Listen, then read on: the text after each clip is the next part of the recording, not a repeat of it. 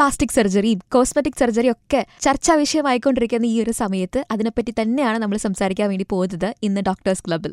എന്റെ കൂടെ ജോയിൻ ചെയ്യുന്നു. ഹലോ, ഞാൻ doctor Saniya Saleem, consultant plastic surgeon, KM Cherian hospital, Chengannur. Doctor ആദ്യം തന്നെ ചോദിക്കാനുള്ളത്, ഒരുപാട് തെറ്റിദ്ധാരണകൾ ഈ പ്ലാസ്റ്റിക് സർജറിയെ കുറിച്ചുണ്ട്.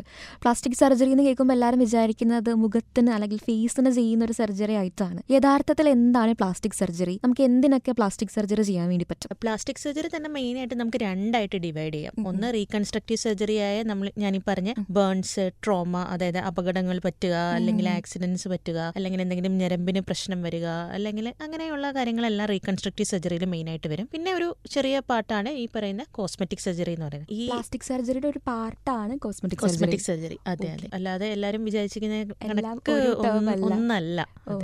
അപ്പോൾ ഒരു കോമൺ പ്ലാസ്റ്റിക് സർജറിയിൽ വരുന്ന ആ ഒരു പ്രോസസ് എങ്ങനെയാണ്? ഇപ്പോൾ റീകൺസ്ട്രക്റ്റീവ് സർജറി എന്ന് പറയുന്നത് നമ്മുടെ ശരീരഭാഗങ്ങൾ പുനർനിർമ്മിക്കുകയോ ചെയ്യുന്നത്. അതായത് ബേൺസ് പറ്റിയിട്ട് അല്ലെങ്കിൽ അപകടങ്ങൾ സംഭവിച്ച് നഷ്ടപ്പെട്ടു പോവുകയാണെങ്കിൽ പേഷ്യൻസ് എമർജൻസിയിൽ വരാറുണ്ട്. അപ്പോൾ പൊതുവേ നമ്മൾ കാണുന്ന ഒരു കാര്യമാണ്, ഇപ്പം എമർജൻസിയിൽ ഇങ്ങനെ ഒരു അപകടം പറ്റിയിട്ട് കാലിനോ കൈക്കോ ഇങ്ങനെ എന്തെങ്കിലും ഫ്രാക്ചറിന്റെ കൂടെ എന്തെങ്കിലും മാംസങ്ങൾ നഷ്ടപ്പെട്ടു പോയതിനു ശേഷം പ്ലാസ്റ്റിക് സർജൻ കാണണം എന്ന് പറയുമ്പോൾ ചിലപ്പോൾ പേഷ്യൻസ് റെഫ്യൂസ് ചെയ്യാറുണ്ട്. കാരണം അവരുടെ തോട്ട് പ്രോസസ് എന്താന്ന് പറഞ്ഞു കഴിഞ്ഞാൽ അവിടെ ഭംഗിയാക്കാൻ വേണ്ടിയിട്ടാണ് പ്ലാസ്റ്റിക് സർജറി ചെയ്യുന്നതെന്നാണ്. അങ്ങനെയല്ല, അവിടെ നമ്മൾ കൂടുതലും ഫംഗ്ഷനും നഷ്ടപ്പെട്ടു പോയ ശരീരഭാഗങ്ങൾ പുനർനിർമ്മിക്കാനുള്ള പ്രൊസീജിയേഴ്സ് ആണ് ചെയ്യുന്നത്. അതൊരു മൾട്ടിപ്പിൾ പ്രൊസീജിയേഴ്സ് ആയിരിക്കും. ചിലപ്പം 1-2 പ്രൊസീജിയേഴ്സ് വേണ്ടി വന്നേക്കാം. റീകൺസ്ട്രക്റ്റീവ് സർജറി കുറച്ച് എൻ്റർലി ഡിഫറെന്റ് ആണ് കോസ്മെറ്റിക് സർജറിയുടെ ഒരു മാനേജ്മെന്റ്. കോസ്മെറ്റിക് സർജറി ഇപ്പം നമ്മളെ നോർമലായിട്ടിരിക്കുന്ന ഭാഗങ്ങൾ കൂടുതൽ ഇംപ്രൂവ് ആക്കാൻ വേണ്ടിയിട്ടാണ് കോസ്മെറ്റിക് സർജറി ചെയ്യുന്നത്. ഇപ്പം വരുന്ന പല പേഷ്യൻസും പല രീതിയിലുള്ള ഒരു അപ്രോച്ചും കാര്യങ്ങളും ഒക്കെയാണ്. പിന്നെ ഡോക്ടർ, നമുക്ക് മേജർ ആയിട്ടുള്ള ഒരു കൺസേൺ ആണ്, ഇത് സേഫ് ആണോ സെക്യൂർ ആണോ എന്നുള്ളത്.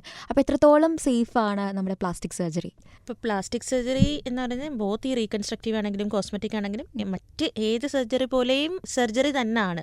ഇപ്പം പ്രത്യേകിച്ച് കോംപ്ലിക്കേഷൻ കൂടുതലോ പ്രത്യേകിച്ച് കോംപ്ലിക്കേഷൻ കുറവോ അങ്ങനെ ഒന്നുമില്ല. ഇതെല്ലാം അനസ്തേഷ്യ ചെയ്യുവാണെങ്കിൽ ആ സ്റ്റാൻഡേർഡ് ആയിട്ട് ഏത് സർജറിക്കും വരുന്ന കോംപ്ലിക്കേഷൻസ് തന്നെയാണ് പ്ലാസ്റ്റിക് സർജറിയിലും ഉള്ളത്. പക്ഷേ ആൾക്കാർക്കൊരു പേടി, തെറ്റിദ്ധാരണ കൂടുതൽ ഈ വരുന്ന കോസ്മെറ്റിക് സർജറി ചെയ്തിട്ട് എന്തെങ്കിലും കോംപ്ലിക്കേഷൻ വരുമോ എന്നൊക്കെ ഉള്ളത് കൊണ്ടാണ്. അതിന്റെ കാരണം എന്ന് വെച്ചാൽ നമ്മൾ കോസ്മെറ്റിക് സർജറി ഇപ്പം എത്രയൊക്കെ പറഞ്ഞിരുന്നാലും നമ്മുടെ സൊസൈറ്റിയിൽ ഇപ്പോഴും ഒരു സ്റ്റിഗ്മയുണ്ട്. ആൾക്കാർ കൂടുതൽ വന്ന് ചെയ്യുന്നുണ്ടെങ്കിലും സ്റ്റിൽ എല്ലാവർക്കും അത് ആരും അറിയാതെ ചെയ്യണം എന്നുള്ളൊരു സ്റ്റിഗ്മ ഉള്ളത് കൊണ്ടാണ് അത് ചെയ്യണ്ടെന്ന് പറയുന്നതും അതിന് കോംപ്ലിക്കേഷൻ ഉണ്ടെന്ന് പറയുന്നതും അതിന് പ്രശ്നങ്ങൾ വരുമെന്നൊക്കെ ഉള്ളൊരു കുറച്ച് തെറ്റിദ്ധാരണകളും കൂടുതലായിട്ടുണ്ട് പ്ലാസ്റ്റിക് സർജറിക്ക് ചുറ്റിപ്പറ്റി. ഇപ്പോഴും കോമൺ ആയിട്ട് പ്ലാസ്റ്റിക് സർജറി എന്ന് കേൾക്കുമ്പോൾ ഒരു സഡൻ റിയാക്ഷൻ ഉണ്ടല്ലോ പേഷ്യൻസിന്റെ ഭാഗത്തുനിന്ന്. അത് അവയർനെസ് കൊടുക്കാത്തതിന്റെ ആണെന്ന് തോന്നുന്നുണ്ടോ? ആയിരിക്കാം ഒരു പക്ഷേ. കാരണം എല്ലാവർക്കും ആ കോസ്മെറ്റിക് സർജറി മാത്രമാണ് പ്ലാസ്റ്റിക് സർജറി, അല്ലെങ്കിൽ പണ്ട് കാലത്ത് പ്ലാസ്റ്റിക് സർജറി ചെയ്യുന്നത് ഒൺലി സെലിബ്രിറ്റീസ് ആണ്, അല്ലെങ്കിൽ ഒത്തിരി പൈസയാകും എന്നുള്ളൊരു തെറ്റിദ്ധാരണ ഉള്ളത് കൊണ്ടാണ് അങ്ങനെ ഒരു പ്രശ്നമുള്ളത്. ഈ പറയുന്ന പൈസയാണെങ്കിലും മറ്റേത് സർജറി പോലും സെയിം തന്നെയാണ്. അപ്പോൾ അങ്ങനെയുള്ളൊരു പ്രശ്നം ഉള്ളത് കൊണ്ടാണ് ആ ഒരു സ്റ്റിഗ്മയുള്ളത്. പ്ലാസ്റ്റിക് സർജറിൻ്റെ അടുത്ത് പോകണ്ട. ഞാൻ പറഞ്ഞില്ലേ, കാഷ്വാലിറ്റി പോലും ചിലപ്പോൾ അപകടം പറ്റി വരുന്ന പേഷ്യൻസിനോട് അവർ പ്ലാസ്റ്റിക് സർജറി കൺസൾട്ടേഷൻ വേണം. അതായത് നമുക്ക് മേജറായിട്ടുള്ള കയ്യിലേക്ക് മേജറായിട്ടുള്ള രക്തക്കുഴലുകൾ മുറിഞ്ഞു പോവുകയാണെങ്കിൽ നമ്മൾ മൈക്രോവാസ്കുലർ സർജറി ചെയ്തത്. മൈക്രോവാസ്കുലർ സർജറി എന്ന് പറയുന്നത് ഒരു വലിയ പ്രൊസീജിയറാണ്. നമുക്ക് ശരീരഭാഗം നഷ്ടപ്പെട്ടു പോകുമ്പോൾ നമ്മൾ വേറൊരു ഭാഗത്തെ മാംസവും, നമ്മളൊരു ട്രാൻസ്പ്ലാന്റ് പോലെ വേറൊരു ഭാഗത്തെ മാംസവും രക്തക്കുഴലും എടുത്തിട്ട് ട്രാൻസ്പ്ലാന്റ് ചെയ്യുന്ന പ്രൊസീജിയർ അതൊക്കെ ആവശ്യം വന്നേക്കാം. അത് ചെയ്യുന്ന എന്തിനാന്ന് വെച്ച് കഴിഞ്ഞാൽ, അല്ലെങ്കിൽ ഒരു പക്ഷേ ഇപ്പൊ കാലിന്റെ ഒരു മേജർ മാംസം നമുക്ക് നഷ്ടപ്പെട്ടു പോയിട്ടുണ്ടെങ്കിൽ ചിലപ്പോൾ ആ കാലം മുറിച്ച് കളയേണ്ടി വന്നേക്കാം. അപ്പൊ അത് ഒഴിവാക്കാനായിട്ടാണ് ഈ പ്രൊസീജിയർ അഡ്വൈസ് ചെയ്യുന്നത്. എന്തൊക്കെ ടൈപ്സ് ഓഫ് സർജറീസ് ആണ് ഇതിൽ കോസ്മെറ്റിക്കിൽ വരുന്നത്? എനിക്ക് അതിനെപ്പറ്റി പറയാനാണെങ്കിൽ ശരിക്കും പറഞ്ഞു കഴിഞ്ഞാൽ ഈ കോസ്മെറ്റിക് സർജറി എന്ന് പറയുന്നത് പ്ലാസ്റ്റിക് സർജറിയുടെ ഒരു പാർട്ടാണെങ്കിൽ കൂടിയും ഇപ്പോൾ എല്ലാവർക്കും കോസ്മെറ്റിക് സർജറിയോടുകൂടി എന്താ പറയുന്നത്, കോസ്മെറ്റിക് മീൻസ് ഇംപ്രൂവ് ആകാനും ഭംഗിയായിട്ടിരിക്കാനുമുള്ള ആഗ്രഹം കൊണ്ട് ഒരുപാട് പേര് കോസ്മെറ്റിക് പ്രൊസീജിയേഴ്സ് പലതും പ്രാക്ടീസ് ചെയ്യുന്നുണ്ട്. അത് നമ്മുടെ NMC ഗൈഡ് ലൈൻസ് ആണെങ്കിലും നാഷണൽ നമ്മളെ റെക്കഗ്നൈസ്ഡ് ആയിട്ടുള്ള ഇതൊക്കെ നോക്കിക്കഴിഞ്ഞ് കഴിഞ്ഞാൽ ശരിയായ കാര്യമല്ല. സ്റ്റാൻഡേർഡ് പ്രോട്ടോകോൾ അനുസരിച്ച് ഇപ്പം ഒരു സർജറി ചെയ്യുന്നത് എപ്പോഴും ഒരു സർജൻ ആയിരിക്കണം. ഇപ്പം കോസ്മെറ്റിക് സർജറി പ്രൊസീജിയേഴ്സ് ചെയ്യേണ്ടത് എപ്പോഴും ഒരു പ്ലാസ്റ്റിക് സർജൻ ആയിരിക്കണം. അപ്പോൾ കോസ്മെറ്റിക് അല്ലാത്ത പ്രൊസീജിയേഴ്സ് ചെയ്യേണ്ടത് എപ്പോഴും ഒരു ഡെർമറ്റോളജിസ്റ്റ് ആയിരിക്കണം. അപ്പോൾ ഈ ചെയ്യാൻ പോകുന്ന ആൾക്കാർ ഈ പറയുന്ന ഫില്ലേഴ്സ് ആണെങ്കിലും ബോട്ടോക്സ് ആണെങ്കിലും ഒക്കെ സ്റ്റാൻഡേർഡ് ആയിട്ട് നിങ്ങളൊരു ഡെർമറ്റോളജിസ്റ്റിനെയോ പ്ലാസ്റ്റിക് സർജനെയോ കണ്ട് തന്നെ ചെയ്യാൻ നോക്കുക എന്നുള്ളൊരു ഇമ്പോർട്ടൻറ്റ് കാര്യമാണ്. പിന്നെ പലപ്പോഴും ഇപ്പോൾ പേഷ്യൻസ് ഡിമാൻഡ് ചെയ്ത് പല പ്രൊസീജിയേഴ്സും വരാറുണ്ട്. ഇപ്പം നമ്മൾ കുറേ പഠിച്ചു, ഇങ്ങനെ അനലൈസ് ചെയ്ത് കറക്റ്റായിട്ട് പേഷ്യൻറ്റിനെ നോക്കി ഏത് പ്രൊസീജിയറാണ് അവർക്ക് സേഫായിട്ട് സ്യൂട്ടായിട്ട് മീൻസ് ഒരു പ്രോബ്ലം ഇല്ലാത്ത രീതിയിൽ ഇങ്ങനെ പലപ്പോഴും ആൾക്കാർ നോക്കിയിട്ട് പറയുമല്ലോ ഇങ്ങനെ പ്ലാസ്റ്റിക് സർജറി ചെയ്ത് കഴിഞ്ഞാൽ ഭയങ്കര ആർട്ടിഫിഷ്യൽ ലുക്കായിരിക്കും.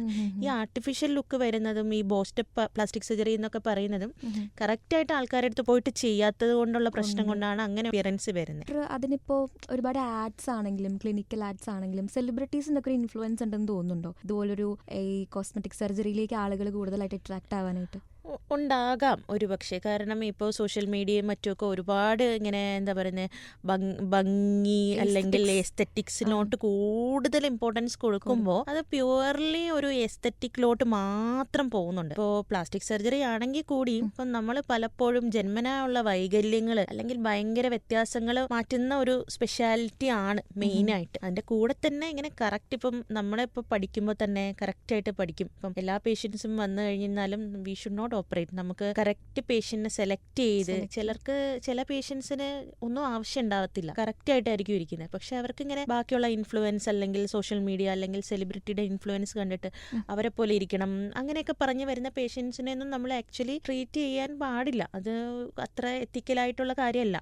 കാരണം ഈ പറയുന്ന എനിക്ക് വേറൊരാളെ കണക്കിരിക്കുന്നതല്ല ശരിക്കും. നമ്മുടേതായ ബെസ്റ്റ് ഫീച്ചേഴ്സ് എൻഹാൻസ് ചെയ്യുക എന്നുള്ളതാണ് കറക്റ്റ് ഉള്ളൊരു വേ എന്ന് പറയുന്നത്.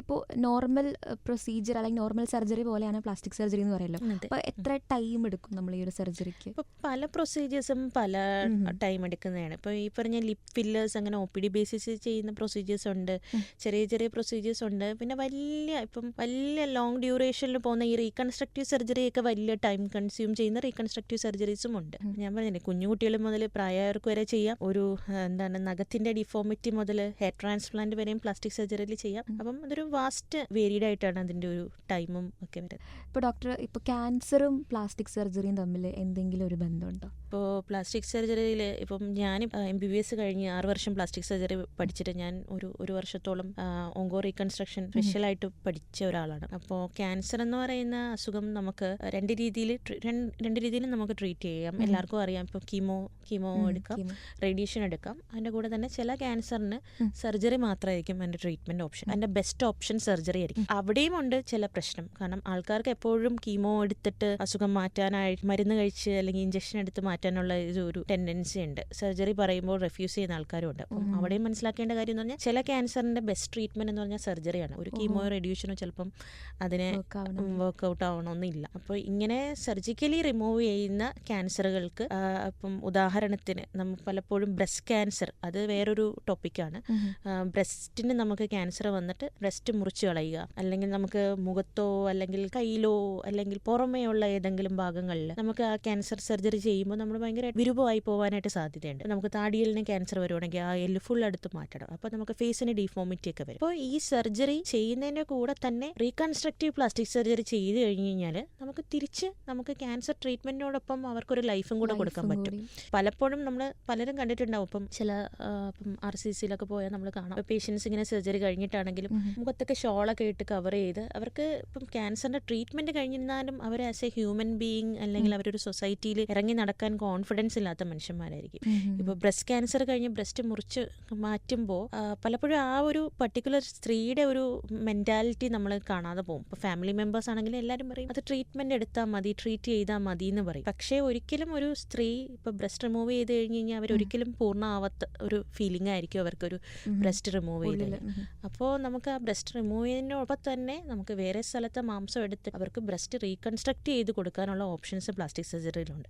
ഇപ്പോൾ ഫേസിൽ ക്യാൻസർ വരുന്ന ആൾക്കാർക്കാണെങ്കിൽ ഫേസ് തിരിച്ച് അതുപോലെ ആക്കി കൊടുക്കാനുള്ള ഓപ്ഷൻസ് ഉണ്ട്. അപ്പോൾ ഇതൊക്കെ പലപ്പോഴും ക്യാൻസർ ഡയഗ്നോസ് ചെയ്യുന്ന സമയത്ത് ആൾക്കാർക്ക് അറിയില്ല, ഇങ്ങനെ ഓപ്ഷൻ ഉണ്ടെന്ന് അറിയില്ല. പ്ലാസ്റ്റിക് സർജന്റെ ഒരു സഹായത്തോടു കൂടി ഇതൊക്കെ റീഗെയിൻ ചെയ്തെടുക്കാനുള്ള ഒരു അവയർനെസ്സും കുറച്ച് കുറവാണ്. ഓക്കെ, അപ്പോൾ ഡോക്ടർ പറഞ്ഞ പോലെ തന്നെ മറ്റെല്ലാ സർജറികളും ഓപ്പറേഷൻസും പോലെ തന്നെയാണ് പ്ലാസ്റ്റിക് സർജറി അല്ലെങ്കിൽ കോസ്മെറ്റിക് സർജറി എന്ന് പറയുന്നത്. ഇത്രയും നേരം നമ്മുടെ കൂടെ ഉണ്ടായിരുന്നത് ഡോക്ടർ സാനിയ സലീമാണ്, KM Cherian institute of medical science ചെങ്ങന്നൂരിലെ കോസ്മെറ്റിക്സ് ആൻഡ് പ്ലാസ്റ്റിക് സർജൻ ആണ്. And you are listening to Club FM 104.8 with Tan Kanakana Fun.